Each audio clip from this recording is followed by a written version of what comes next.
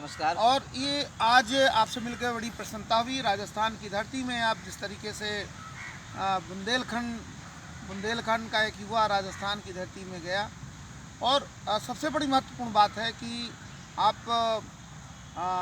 जल पुरुष आदरणीय राजेंद्र सिंह जी की जो कल्पना है, परिकल्पना है, उसको आगे आगे लेते हुए और जीवन को गति देने का जो काम आप कर रहे हैं, और उसमें जो विरासत की जो बात है, विरासत कैसे बचे, इसमें थोड़ा सा बड़ा सूक्ष्म में बताएंगे कि किस तरीके से लोग इस पर रिएक्ट कर रहे हैं, और फिर मैं यहाँ के बारे में कुछ आपको अनुभव बताएंगे कि यहाँ की विरासतों का क्या हाल है। देखिए, विरासत तो हमारी सरलता, हमारी सादगी और हमारा जो श्रमनिष्ठ है, हमारी आदरणीय अर्जुन भाई जी की जो विरासत है, उनका ज्ञान है, वो भी हमारी विरासत है। सर्वोदय सेवा आश्रम भी हमारी विरासत है, क्योंकि ये समाज के लिए है, ये शुभ के लिए है, लाभ के लिए नहीं है। तो शुभ है विरासत, लाभ है हमारा विनाश का तरीका। तो शुभ जो है वो विरासत है, वो हमारी मंदाकिनी नदी भी है, हमारे यहाँ भरतकूप भी है, हमारे यहाँ का जंगल भी है, हमारे यहाँ के पेड़ भी हैं, आपका ज्ञान भी है, और वो आदिवासी का ज्ञान भी हमारी विरासत है। वो युवा का जो काम करता है वो भी हमारी विरासत है। इसलिए हम सब मिलकर ये विरासत के लिए काम करें, समाज को जोड़ने के काम कर रहे हैं। जो एक बीज डाल रहे हैं वो आगे अंकुरित होगा। इसलिए जो नफरत की दुनिया है, नफरत की दुनिया को बैक करने के लिए हमें विरासत के लिए काम करना है। विरासत हमारी ज़िंदगी है, और ये पूरे समाज को जब तक विरासत नहीं बचेगी, ये नदी नहीं बचेगी, मंदाकिनी नदी नहीं बचेगी, तो शायद कोई टिकने वाला नहीं, और इसमें शुभ है। बिल्कुल। और मैं महसूस करता हूँ कि जिस तरीके से 40 सालों में देखेंगे कि मंदाकिनी की जो गति है, मंदाकिनी की जो हालत है, वो बहुत ख़राब होती चली है। मैं कहना पड़ेगा कि आने वाले जो 10-15 साल जो हैं, वो इस मंदाकिनी का जीवन काल जो वैज्ञानिक बोल रहे हैं, लोग बोल रहे हैं, इससे ज़्यादा नहीं चलेगा। जिस तरीके से स्थिति है, तब हम सोचते हैं जब नदी में पानी नहीं रहेगा, तब जीवन कैसे रहेगा। और फिर मैं सोचता हूँ कि ये जो पॉलिटिकल जो इश्यूज़ हैं, जो राजनीतिक मुद्दे हैं, उनमें राजनीतिक मुद्दों में इन विरासतों के लिए हम क्या करेंगे, ये कोई सवाल कहीं पर आता नहीं है, दिखता नहीं है सभी राजनीतिक दलों के बीच में। एक सवाल यहाँ पर ये है, अगर ये इन मुद्दों को नहीं लेते हैं, और जिस तरीके से पानी को सरकार रिप्रेजेंट करती है, और पानी का मतलब जब सरकार कहती है कि हम हर घर में नल देंगे, हर घर में वहाँ पर पानी देंगे, तो हर घर में पानी आप तभी नल तो आप पहुँचा देंगे, टेक्निकल मामला है, लेकिन ज़मीन के नीचे पानी कैसे बढ़ेगा, इसका चित्रकूट जनपद में अभी तक कोई जो भी काम हुए हैं वो इतने असरकारी नहीं दिख रहे हैं। सरकार लगी है, दिखती है कि कुछ, लेकिन जिस तरीके से होना चाहिए, तो ये मुद्दे गायब हैं सरकार के प्राथमिकताओं में, या ये कहना चाहिए रोज़मर्रा की प्राथमिकताओं में और राजनीतिक दलों की प्राथमिकताओं में। और फिर मैं कहूँगा कामतगिर यहाँ जो 5 किलोमीटर की परिक्रमा है, उस कामतगिर में 2 नदियाँ थीं, सरयू और पैसुनी।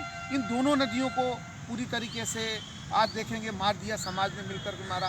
राज्य इसमें भी सबसे बड़ा दोषी कि उसने उसके किनारे भी बिकवा दिए। मंदाकिनी पैसुनी नदी के किनारे पूरे के पूरे जो है बिकते चले जा रहे हैं। तो ये जो हिंसाएं नदियों के साथ में, ये जो हिंसाएं कामतानाथ के साथ में हैं, कामतगिर के साथ में, वो सारा का सारा तो सब नष्ट होता चला जा रहा है। ऐसे स्थिति में हम जब भरत और राम की जब बात करते हैं, मिलाप चित्रकूट में हुआ था, सेवा के काम को ले हुआ था, तो राजनीतिक लोगों में, राजनीतिक दलों में वो सेवा, वो जज्बा दिखता नहीं है। ये एक बड़ा प्रश्न चिन्ह है आने वाले जीवन के लिए, आने वाली पीढ़ी के लिए, और इन विरासतों के लिए अगर आने वाली पीढ़ी को हम एजुकेट नहीं कर पाए, वो कोई पाठशाला नहीं दिख रही है जिसमें हम इंसान बना पाएँ।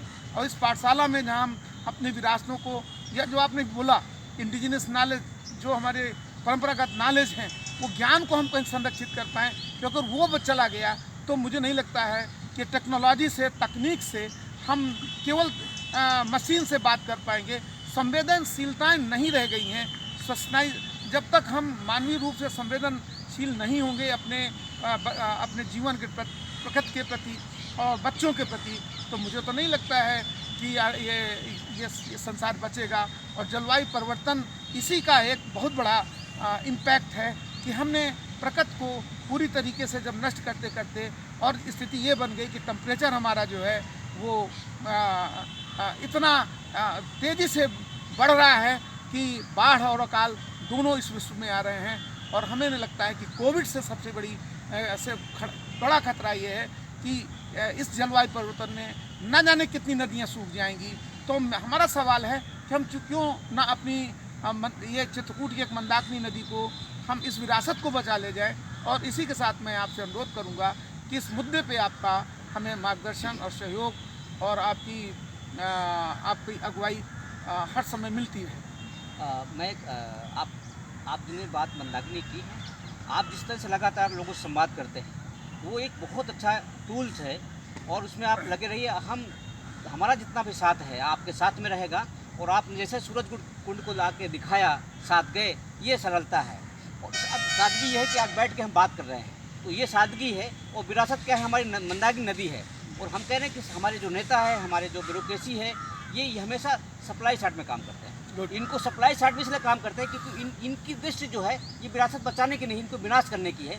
हमको और आप सबको, और आप जिस तरह से काम कर रहे हैं इस नदी के क्षेत्र में, क्योंकि नदी जीवन है, इसके किनारे रहने वाले लोगों को आज जीवन बचाने के लिए हमको मिलकर काम करना है। और इस समय काम करना है डिमांड साइड को क्षेत्र में। हम कैसे जल की उपलब्धता बढ़ा सकें, कैसे नदी की विरलता को बढ़ा सकें, उस काम पे लगातार आज जो आप बीज डाल रहे हैं, उस बीज को अंकुरित करने के लिए बहुत हज़ारों युवा तैयार हो जाएंगे, मैं विश्वास के साथ कर सकता हूं। और निश्चित हमारी नदी बचेगी, हमारी विरासत बचेगी। और हमारा ये जंगल जो आप देख रहे हैं कि ज़रूर निश्चित तौर पर, और हमारे सवाल जो है वो आने वाले जो चुनाव हो रहे हैं, आप लोगों से कहिए, हम भी साथ में जहाँ पर मिल जाए सादगी के सरलता के साथ में, कि उनकी उसमें जो मानसिक बुद्धि है उसको ठीक करने के लिए विरासत हमारी ज़रूरी है। बहुत बहुत धन्यवाद सुरेश भाई। धन्यवाद। और फिर हम मिलेंगे और निश्चित तौर पे मंदाकिनी यात्राओं को शुरुआत करने की विचार है और उसमें आपको बुलाते हैं। धन्यवाद, नमस्कार।